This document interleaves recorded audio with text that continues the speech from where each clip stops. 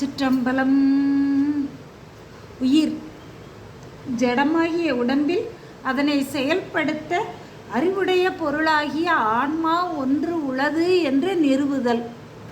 உடம்பில் நாள்தோறும் இன்ப துன்ப உணர்வுகளும் அனுபவங்களும் நமக்கு ஏற்படுகின்றன. அவற்றை அறிந்து அனுபவிக்கின்ற பொருள் ஒன்று அவசியம் இருத்தல் வேண்டும்.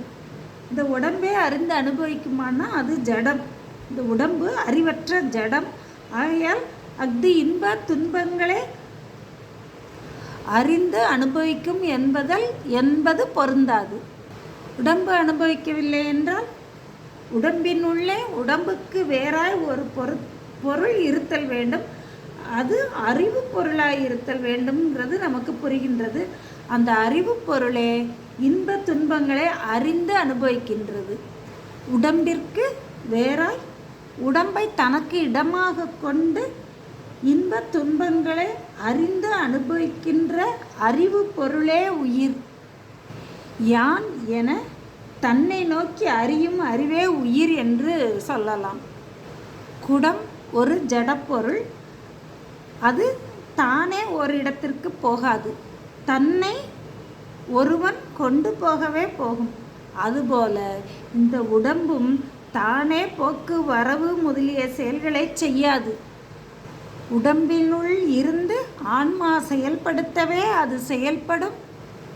இம்முறையிலே உடம்பின்கண் அறிவுடைய ஆன்மா என்ற ஒரு பொருள் உண்டு என்பதை அனுமானம் எனும் கருதல் அளவையால் நிறுவலாம்.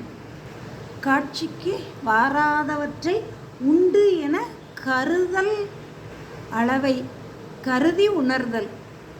நேரே காணப்படாமல் மறைந்திருக்கின்ற பொருளை அதனை விட்டு நீங்காத மற்றொரு பொருளை காரணமாக கொண்டு நிச்சயித்தல்.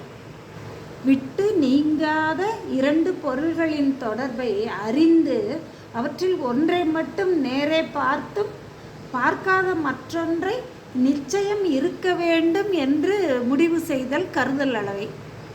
ஏற்கனவே அடுக்களையில் நெருப்பையும் அதனை விட்டு நீங்காத புகையையும் அறிந்திருக்கின்றோம். தொலைவில் உள்ள ஒரு மலையின் மேல் புகை தோன்றுதலை கொண்டு அங்கே நெருப்பு உண்டு என்று துணிதல்.